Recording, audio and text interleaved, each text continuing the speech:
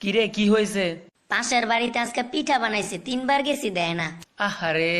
আরেকবার জামু, দিলে দিব না দিলে নাই, আমার আবার এত লোভ নাই।